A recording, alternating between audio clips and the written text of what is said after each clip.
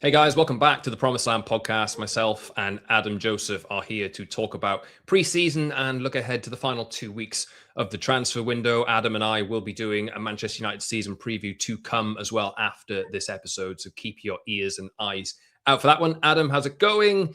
Pre-season ended in a bad fashion, didn't it? Ruben Amorim getting one over Manchester United. I'm seeing him in the coming through the mix zone or whatever at the end. I think somebody in the United press pack videoed him yesterday. We miss you, Ruben. Do we miss your press conferences? Yes.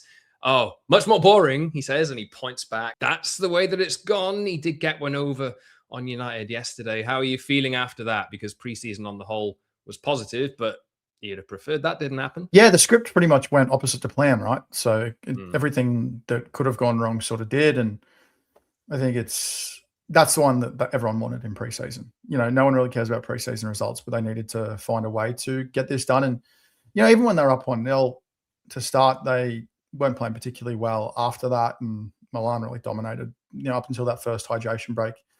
They were dominating. It was pretty ugly. And they just never got a handle on it. They couldn't string possession together. It never felt like they were safe. Yeah, it was really disappointing.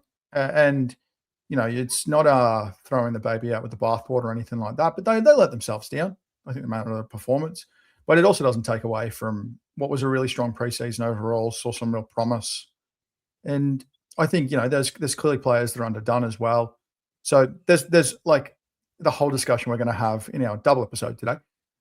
Is filled with context that matters. So there's little sound bites that you can pull out. There's that as well. But I didn't enjoy it.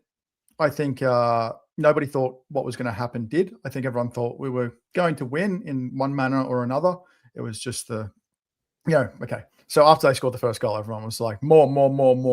Like how many? I want 10. I want 5. Yeah. Everyone wanted their vengeance to different extents. And nobody got that. And that caused some real rage. So I just checked out for a bit, took a real break. Like I saw the mix zone stuff when I got up this morning, but barely had a look at it. I'll get back into it after this. So I thought the best thing to do amidst all the chaos and the emotion was just to take a break. And probably the benefit of being in Australia is I can go sleep it off. So there's that. Unless the adrenaline is too high and you can't sleep. It took me a little while to calm down. Yeah. Okay. I won't lie to you. But right, I will point this out. After United win in pre-season, we say it's only pre-season. After United lose in pre-season, it is also only pre-season. And yes, there were some things that I think went wrong and some things that United do have to think about. And we'll maybe touch on that. I did touch on it in the last episode that I did an immediate reaction to that game yesterday as well. But Adam and I will be talking a little bit about transfers later on because I think there is an inevitable cry after seeing a performance like that yes, United need more. We have been on record throughout the entire summer saying that United need more. And yes, United do still need more. As it stands at this moment in time, we don't have more.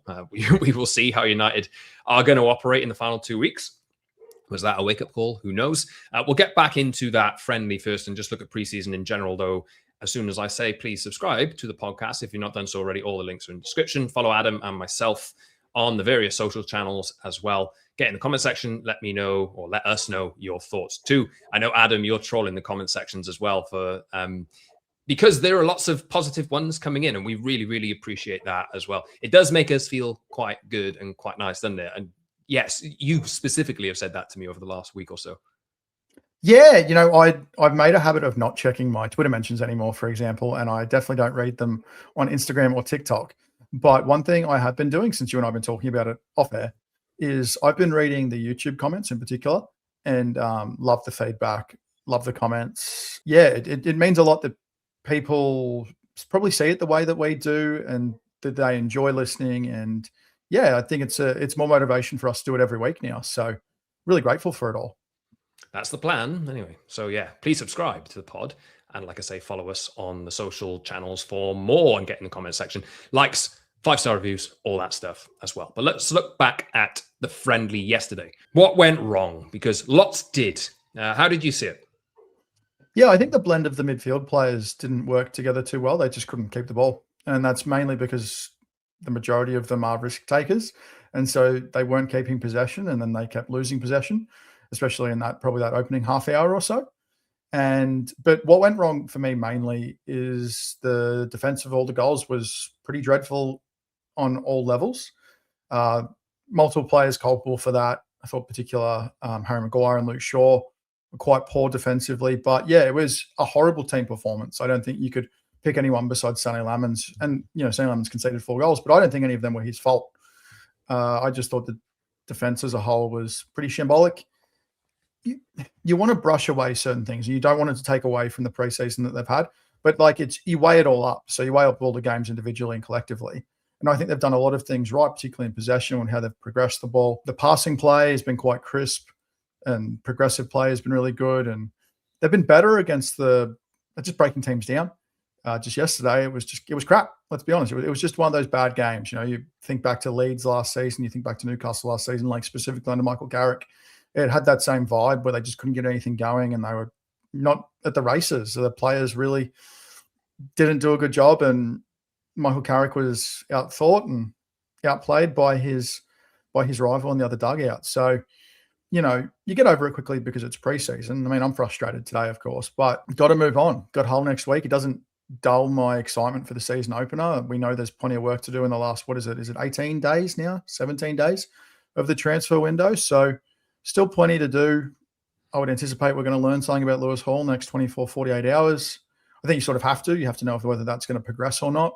So I imagine a brief isn't far away, and yeah, we just keep it moving. So yeah, I think there were some performances in that friendly that weren't great. I think the team collectively were muchly second best, like massively second best. Obviously, we get through these games, and you look at social media, you look at the conclusions that are drawn from this, and it's that, well, United haven't signed enough players to support Michael Carrick. They're letting him down. Did you think, we can differ on this. I personally don't think that signing a Baleba and Lewis Hall would have stopped some of those goals. I don't think so, because if what Milan ended up doing was, well, United were quite narrow as it was. Milan were also getting quite narrow at certain moments in time, but what they also had was the ability to go wide in the wing backs, which I saw situations. It was like watching United in a different kit from like last year. And I saw Chukwueze in particular, for the second and third goal, he scored the first two, have a really good day because he kept his width. And I remember situations back last season where you get the width and Dorgu would hold it. And we were all talking about, well, what does he do with it in that situation? Or Dallo get into certain situations and you're like, oh, well, if we really had a more of attacking-minded player in that situation, then we might have done something a little bit better. To me, I didn't think that if United had spent another £120 million on Baleba and Lewis Hall, and Carlos Baleba wouldn't have played that game either, by the way, it wouldn't have stopped some of the goals. Like personally, that wasn't my takeaway from this. But for example, I said this on the last pod, how can anybody defend the width for that second goal that Milan scored?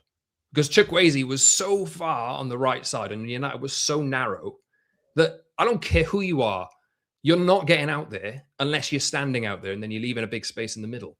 That was how I took this. And I think that's just, as you mentioned there, the Leeds game, United have struggled against back fives, back threes, wing backs, and the two narrow tens before. I thought it was a bit more of that. And that is something for Michael Carrick and the coaches to work on, really. I thought that was, it was more about that than individuals for me. Team collective was the thing that killed United yesterday to me. United do need to sign more players, right? But that really had nothing to do with why they lost yesterday. That didn't change anything. It wasn't about the individuals out there for me, apart from the fact that the defense does need work. And we're going to talk about some strengths and weaknesses of the team in a little while in the season preview. But for me, it was just that they didn't play well as a team. I don't think inserting another left back, like another left back, would have helped yesterday, but it wouldn't have changed the result. And yeah, another midfielder would have helped. Like another leggy midfielder would have helped yesterday. But I just think they got outplayed and it was a bad day. Mm-hmm. And the performance and the need for players are actually two separate things. They were bad and they still need players. But I think that for a lot of people, the performance is a reason to cry out for more players. So that is just the chain reaction of such a bad display. So for me, I think if those players had already arrived, I don't know that yesterday really would have gone any differently. I think there still would have been the flaws in that performance tactically. I just thought they were outplayed and outthought. United do lack athleticism in the middle of the pitch, but they also lack the ability to control the ball. And United have signed 2 midfielders who are good on the ball. But even they, in this pressure that was created in the middle yesterday, were really poor on the ball. I think Yuri Tielemans didn't have a great game. And yes, he might have been undercooked. But that was a case of what Milan ended up doing to United in the middle of the pitch. They really cramped it. They didn't give a good player on the ball like Yuri Tielemans time, really, to pick his passes. There were some moments in the early minutes, I think, where he did something quite well, managed to get the ball for forward. Bruno and Amorim. Yes. Yeah. But that was fleeting in the game. And yes, you can. I acknowledge that United need more athleticism in the middle of the pitch. But if you'd have put an athletic player in there like a Carlos Baleba, who is notably worse on the ball than Yuri Tielemans and Andre Santos, that is the big concern about him. United would have been worse at keeping the ball. And they were already bad at keeping the ball as it was. Luke Shaw's getting a lot of stick after that. And he's not perfect. Like, yet United do need to replace him. They absolutely do. But again, I'll say this. Luke Shaw's playing a lot of football next season. If he's fit and Lewis Hall comes in, Luke Shaw is still playing football next season. And Lewis Hall isn't going to magically come in for 70 million quid and play 65 games or 55 games or however many games United end up playing over the course of the season. And you're still going to find issues in the team if United come up and set up in games like that against teams that play like that, like Ruben Amorim's team played. What you were saying about Tielemans being undercooked, that was something else I took in my notes, was that, Bruno and Matthias Cunha in particular, Cunha most of all, looked so underdone physically, technically. They looked so short of game rhythm and just not up to it physically, particularly Cunha again. And so I thought that was quite telling as well in the display, that the 11 wasn't cohesive in that way, and that didn't help. And he just didn't. The way that Brian and Bumo's played as a 9 so far in preseason, Matthias Cunha was pretty much the opposite yesterday. Whether that means he's not going to play more 9 this season, I doubt it, because that was one preseason game. But it did make me think, will they miss a trick if they don't bring another natural striker in, just to give them more of a focal point in games like that where they need someone to hold up play, just be a focal point in attack, someone they can get the ball up to when they are struggling and get some territory. So that is something I thought about. But no, yeah, it was probably just the fact that quite a few players were underdone, and how frustrating a World Cup can be in that aspect, and getting your players back at all different times, and only getting Marcus Rashford and Kobe Mino and Lissandro Martinez on limited minutes, just things like that. But it is the benefit of the start they get in the Premier League that they can get players up to speed. But another thing I said at the end of the game is, maybe a behind closed doors friendly this week would not be out of order. Absolutely necessary. I was thinking that too. Yeah.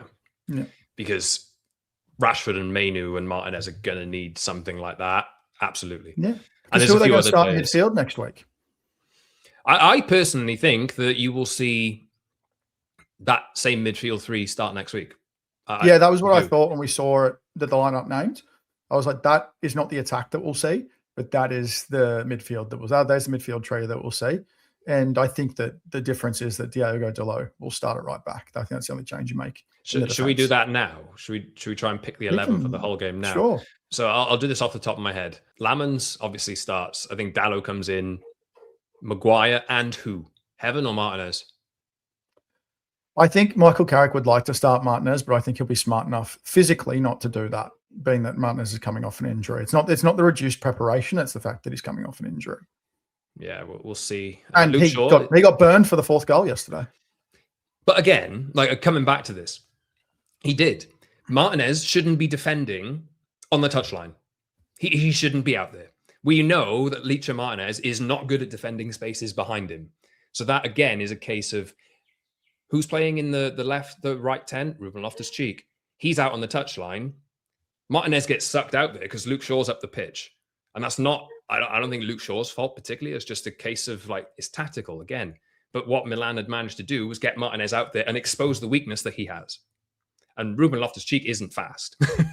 But we know that Martinez it's one of the reasons I don't love the idea of Maguire and Martinez playing together. I think you have to have an athlete alongside either of them. So I think Yoro with Martinez and Heaven with Maguire. So I think you have to try and tag team those players together. So you've got an experienced defender with a young one.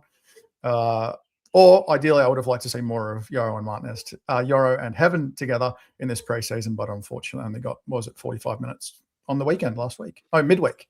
So yeah, there's concerns. We'll talk about the defense in a little bit more detail a little bit later in the show. But back to the 11. Luke Shaw, left back. Tielemans, Andre, Bruno Fernandes in the 10, I would imagine. Ahmad, Cunha on the left, and Mbeumo through the middle. Any difference? Do you think it's going to be Cunha? I don't. No, what did I say there? I said Cunha on the left. Cunha on the left, yeah. I think it's going to be Dorgu. I don't think Cunha's going to start next week. No, not after that. I think people are going to lose their heads if they see that, personally. Yeah, but I think Dorgu hasn't been bad. I think tactically, the way he works for his teammates really helps the way the attack functions. I just think it relies a lot on Luke Shaw helping out with the width out on the left side. So I think there's little parts of that. That doesn't mean that like Cunha can't play 35, 30 minutes. I just don't think he's quite there yet. I think he's just working up his preparation. And yeah, so I actually don't expect him to start next week. When I watched that game yesterday, he just looked so underdone. Like maybe they'll just try and do it with in-game minutes, but I don't know, maybe not. Potentially. My thought on this was that I would anticipate that United will want to try and dominate possession in that one. And I think if you're in a game where you anticipate you're playing against a newly promoted team, you want to pin them back in, you're going to want to have threats like that who are able to potentially break down Hull City, who might end up sitting in. I don't know what Hull City play like personally, but that's just, I think logic tells you really that all the minutes in preseason that Dorgu has had probably means that he will get the start next week. That's not what I would do personally, but yeah, we'll see. So we do differ a little bit on that. 11. Do you know what was funny? Before the game, I saw the lineup and I saw the depth in the bench and like more so like attacking midfield. And I was like, they do actually have a bit there, like when everyone's available, they do have a bit there. Sesko's got to come back, hopefully play some bench minutes next week against Hull. It's hard to know because he's training on grass, whether he's going to be available to play. It is a real concern with that injury because I just think he's like underratedly important because of his skill set and his size. And I really think he could have a monster season in the right scenario. But yeah, there is a bit there. They're just a couple of players off, or more than a couple, but from rounding it out and having real quality and depth across the board. Yeah, you look at, and this is what I've been saying, the squad depth is there. It's just the problem is a lot of these players do tend to get injured and spend a lot of time out. So the squad, the margins are thinner than we'd like. Just a final word on preseason before we move to transfers, because that's what is going to be the talk of the town for the next week with the focus of the first game. 3 weeks. Well. Yeah. Is it 3 or 2? It's 2 weeks left. It's 2 weeks left. Yeah, it's 2.5. Yeah. September 2nd. Yes, not long. Anyway, but preseason in general, just a final word on it. Positive on the whole? Yeah, definitely. You should have more cause for optimism than pessimism. It's just that yesterday was probably a reminder of a lower floor than we like with this team, and that they are going to have bad days and they're going to have bad runs of games, as all teams do every single season. I mean, United were the only team last season in the Premier League not to lose back-to-back games. So, like, that is probably going to happen this season. That's what history and statistics tell us. So, prepare yourself for that. Don't live in a game-to-game world. It doesn't work that way.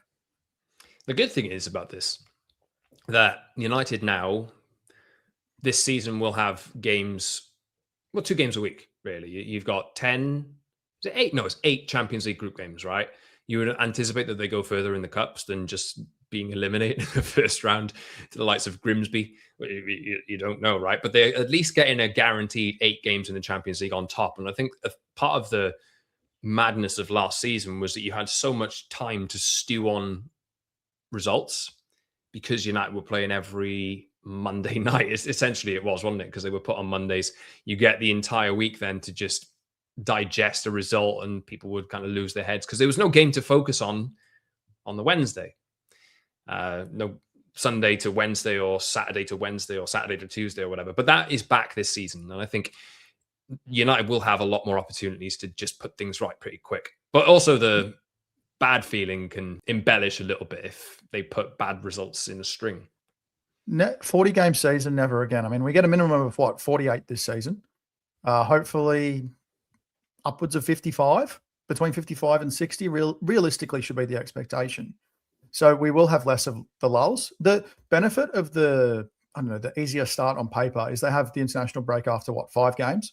So those 3 weeks could be really long, or they could be a real cause for optimism. We went into most international breaks last season in a real pessimistic state, and those felt like even longer because of the state the team was in, except for the one that was in March. That was it 22 days where things were rolling on a better front. And you and I talked about in podcasts in that time, if they can get things right, this is what is possible. And this is what is possible. And we didn't even think that third was like our dream utopian scenario, and somehow we got there. So yeah, a lot can change and our expectations can change. But if we get off to a really good start, by the time we hit that 3-week lull, which will probably be the only lull of the season, things could be in a much better space than they sit today. I did want to think of like trying to predict the first 5 games of the season. Maybe we'll do that in a little bit. I don't know. Maybe in the season preview we'll try. We'll do it in the season preview. Next episode. I need to refresh myself on exactly the order of those fixtures because I know City come up. You got Everton away. You've got the opening 2 games. Anyway, ears and eyes out for that next episode. But I think obviously United will play more games this season. The talk is about can United have a squad deep enough to be able to cope with all these competitions. Michael Carrick's been asked the question this week. And for what it's worth, I think finally having Michael Carrick actually talk to the media has actually helped because the silence on United's side for the duration of the summer has been quite damaging with the lack of, transfer activity. I think it was good that he came out and actually did a sit-down interview or a couple of them. The big thing that people are looking at this season compared to last is that United are going to play so many more games this season, and how are they going to cope with it? I see this as like, and this is what Carrick said, it's more of a return to normality because United are used to doing that. Last season was the outlier. Last season was the thing where nobody knew what they were doing because they were undercut going into matches. We know that United need more players, right? So what's your current take on the squad? We've treaded over this lots of times before. Do you think, as it stands now and what United are going to do over the next couple of weeks, do you think they will have enough? I mean, can I really answer that now? I mean, well, let me say this. It's such a hard one to answer, right? I'll ask you this. Do you think United sign the amount of players that they need to sign before the end of the transfer window? No, but I can't answer that in a simple word. But what I can say is that I think they will sign at least 2 players. But what they need to sign realistically is 4. But realistically, they're not going to sign 4. So the 4, the left back, the center midfielder, the attacker, and the center back. And I've been really strong on the center back. And I think that's been quite evidenced in that game yesterday is what they actually need from a center back that they don't have. But we will talk about that in the season preview because that's going to be one of my bold predictions. But not that they're going to sign a center back, but you'll see in the other pod. But yeah, they need to sign. I think the maximum that they can sign is 3, or that they're going to sign is 3. I think that they will sign a left back. They will sign another center midfielder. I hope that they'll sign another attacker. I wish they'd sign another center back, but I know that they won't. And well, not that I know, there's no evidence that they're going to sign a center back.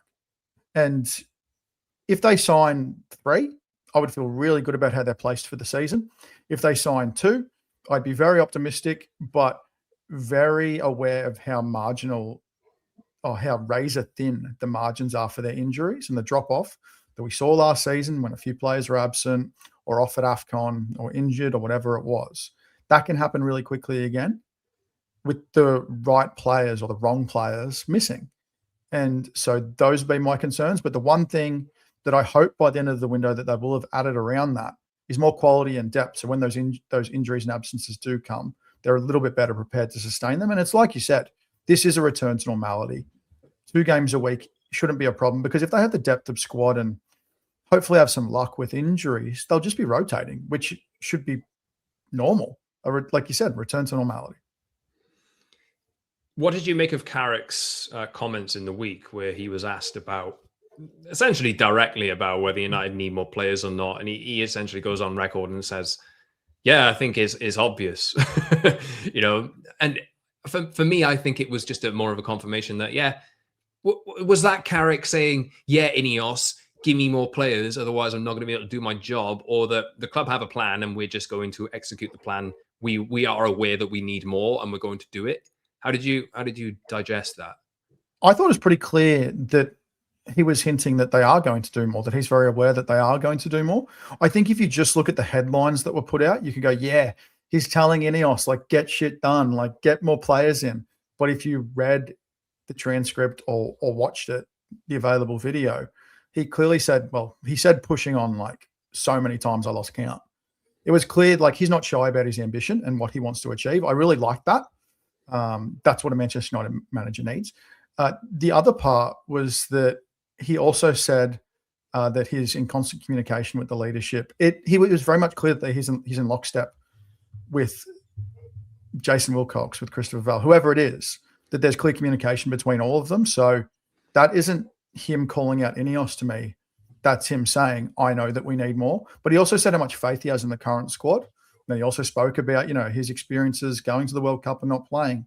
He showed his relatability to the scenario that Kobe Mino went through this summer. So I thought it was really good public performance from him, something that Ruben Amorim, for example, was not good at, and amplified the pressure on himself and his players, and his relationship with his players was more or less the opposite of that. What about you? What did you think of it? Yeah, I'm pretty much with you. I think it's Carrick's had the accusation for all this time.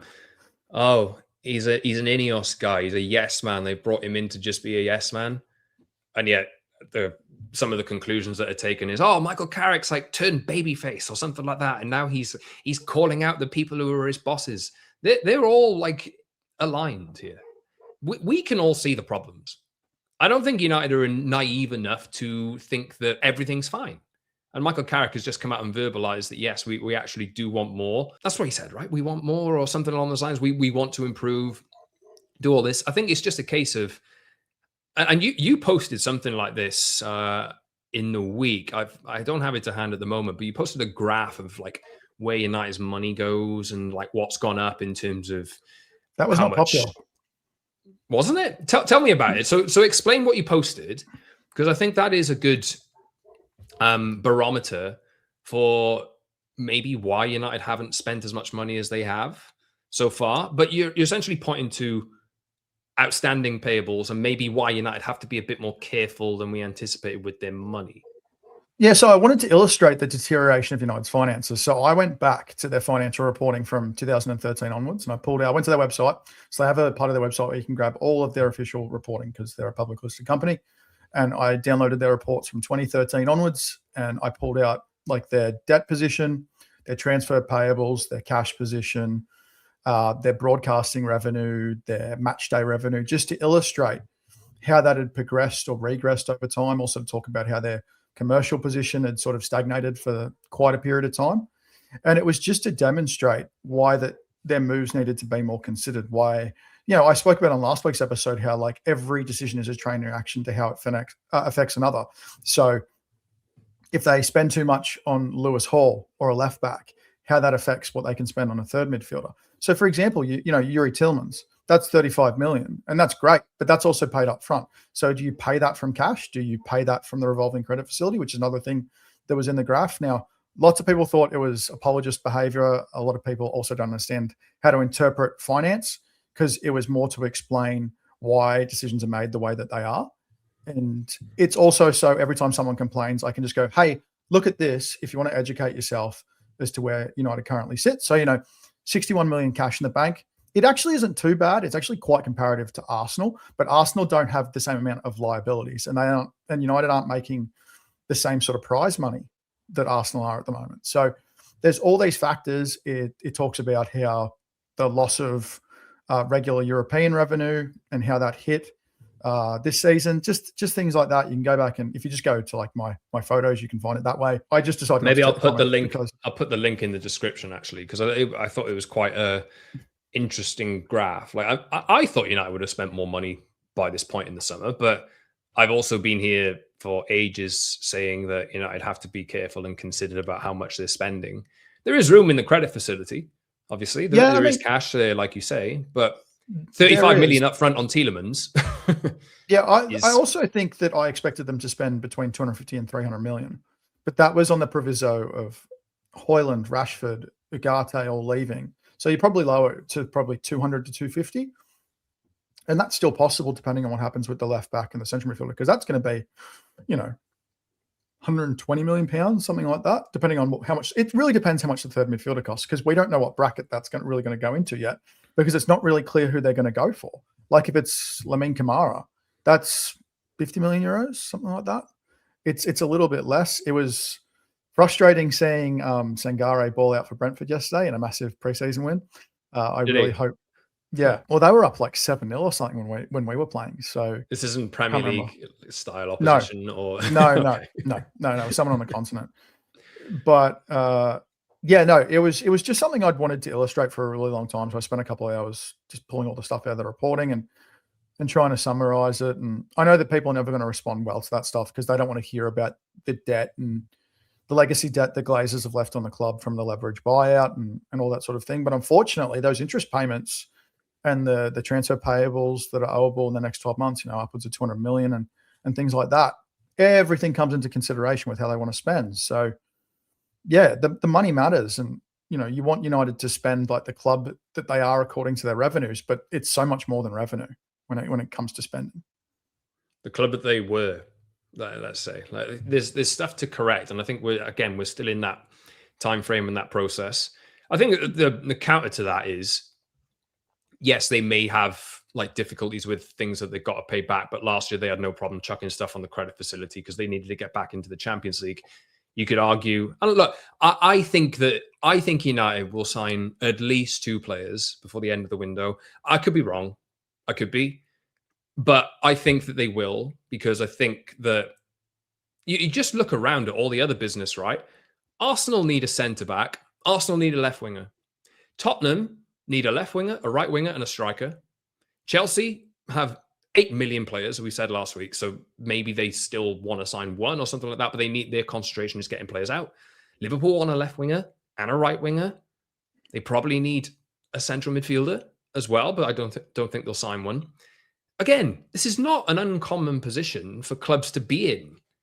Like, it's just not at this moment in time. Yes, it's as frustrating as it is for United not having done all their business. It's a very common place. And I think I saw yesterday that the payments from Premier League clubs so far this summer are down on this time last year. And the big thing is that clubs are spending more in order to get the targets in that they want.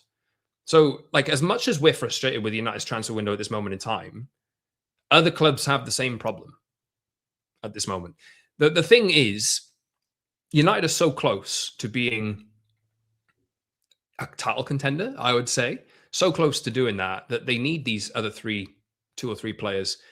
What's the harm of just doing what you did last year, adding to that, and kicking on, because you will make the money back later? Yeah, no, it is a bit of a trick, and you are right. And I wish I'd said this earlier. So thank you for making the point that a lot of clubs have not finished their business by a long way. It's been a slow market in that regard. I don't know whether it's because, well, I know it's because the market's inflated, but I don't know if it's because clubs are reassessing and looking for better value on the continent, whether they're trying to prioritize, or whether the World Cup has truly been the biggest holdup of all. Now, we were surprised by the amount of activity early on, when Van Heck went to Tottenham and things like that, but it has slowed down considerably. It hasn't kicked on since the World Cup's finished. This last month has been really slow. United haven't done anything since July 13th now. So, and that's frustrating. That's hard. That's the last time we heard anything out of David Ornstein in regards to United. This last few weeks is going to be frantic, but it's not going to be frantic just for United. It's going to be frantic for the majority of clubs. Not every club is Chelsea, cash rich, and being a really good selling club. Now, whether you have question marks, that doesn't really matter. The fact is that that's what's happening. And so, yeah, I think it's going to be really busy. I think people like to treat it as if United are the only club who operate this way, but this is the majority of clubs. Can you imagine, like, I know Tottenham have signed Van Heck and 2 midfielders and spent ridiculous money. And the accusation was back then that Tottenham are so ambitious that and I know you tweeted about this week, actually, Tottenham are so ambitious, why can't Man United be like that?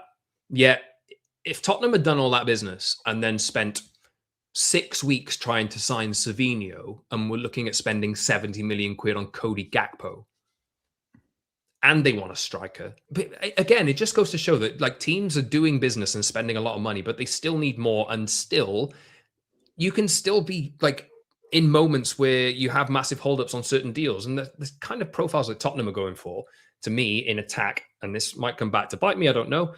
I just look at Spurs and I think they're trying to get back to where they used to be, as in 4th to 6th. And that's going to be the ceiling for them.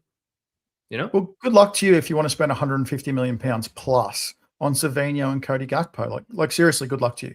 If you want to give Mickey van der Ven, who has hamstrings made of Swiss cheese, if you want to give him 240,000 pounds a week, good luck to you. If That's you want mad. to give Sandro Tonali close to 300,000 pounds a week and pay close to 100 million pounds for him, if all the add-ons work out, it means it was a great deal. Good luck to you. And if you want to pay Mateus Fernandes 200,000 pounds plus a week, which, you know, for United, if he comes in, he'd be as close to anyone, as close to Bruno Fernandes in salary, which completely blows up your wage structure. Good luck to you. That is not ambition. You can call it reckless ambition if you want to. I might accept that. But to me, it's just delusional spending because there is such a risk for them. Now, their stadium revenue allows them to take a bigger risk. The owner investment, which obviously we wish we had at Manchester United, which is not happening because of the Glazers, because if Ineos put in more money, they need to get equity in return for that, which the Glazers won't give them because they are obviously looking longer term to a sale. And I actually found the sale of Los Angeles Lakers this week really informative to the future of sports franchise sale because they were sold for $12 billion. That's the sort of money the Glazers will be looking at to sell. So to me, that is not ambition. Spending does not automatically equal ambition. Sometimes spending can just be desperation. Buying Antony is not a sign of ambition. That was desperation. That was poorly handled, desperate spending where another club took advantage of them. If Tottenham buy Savinho from City for 85 million or whatever it's going to be, City have taken them for a ride. Like, well done to City, because that would be incredibly bad business for a player who scored 1 Premier League goal last season and 1 Premier League goal the season before that. So it's just, that's I think we confuse money. Yeah. And, you know, obviously Ferran Torres just went to PSG for 45 million euros, had 1 year left on his contract. Don't get me wrong, you can talk about all that sort of stuff, but Van Heck had 1 year on his contract and he went for, what was it, 52 million pounds? 53, I think, something like that. Yeah. And Ferran Torres is an attacker who scored 21 goals in all competitions last season. So, yeah, there's that also illustrates to me that there's value to be found in the market, and that might be why clubs are taking just a little bit longer to do their business. Yeah, I'm looking at other clubs like Chelsea who are trying to sell Liam Delap for 55 million and Nicholas Jackson for 60. And look, we've gone off piste away from United here, but I think I will circle back. But like the offers for Liam Delap at the moment are loans from Como, not 55 million pounds flat. You know, so I think this is a market really where clubs are commonly finding that we'll just roll it to the end. We'll just roll it to the end because it probably will give us more of a strength in squeezing the best deal out of the club that we're trying to buy from. I think that's the market that we're in. I think that's what United are trying to do. It's not going to work with Lewis Hall. Like, don't get me wrong, it won't because Newcastle have already raised all the money that they've raised. But there's an argument that maybe they're looking at new fullbacks to kind of get their ducks in order first before United ramp up that. I don't know. But let's bring it back to United. Were you going to make a point there on, I was talking about I was just going to make one more Go point. I was talking to two people. One was someone who works in football finance and another was someone who works in like clubland of football. And they were talking to me about the growing disparity between player values and revenues. And that is a reason why clubs might be hesitating to operate in the market, is because it's becoming increasingly risky to spend because you're having to spend such vast sums. So clubs are having to wonder, do we sell our most important assets now at the height of the market to get money in? Because we're also having to spend so much to bring players in. So like an example is Miles Lewis-Skelly. You wouldn't have expected Arsenal to sell him. But because his value might be apexed in this ballooned market, in this current moment, it might be in their best interest to sell him because they've just spent so much money on Bruno Guimaraes and they need to recoup a little of that just because he's one of their highest value assets as an academy player. So it's just a really weird moment for the market. And I think that's something that clubs are navigating that the average fan probably would never, ever think about. Just moving back to United, and we're getting in the business of predictions for the next episode. There will be some predictions on the preview that we're going to do after this. But are you prepared to go out on a limb and say in the final 2 weeks of the window what you think United will end up doing? Because I suppose I am. I think United will sign at least 2 players. I don't know yet if they're going to sign a left back and a centre mid. or whether that will be a hybrid player like a Miles Lewis-Skelly. I think if they end up doing that, then maybe we see a little bit more spent on the centre forward. But I do think they'll sign at least 2. Are you in the same boat? What do you think United will do? Are they going to sign nobody? Because that is a common position as well. People are so doomer on the transfer window that people think that United actually won't spend any more money as well. Yeah, no, I'm willing to go out on a limb, and I'll probably clip this up for that purpose. But I think if United aren't, if you think that United aren't going to sign one more player, you are an imbecile.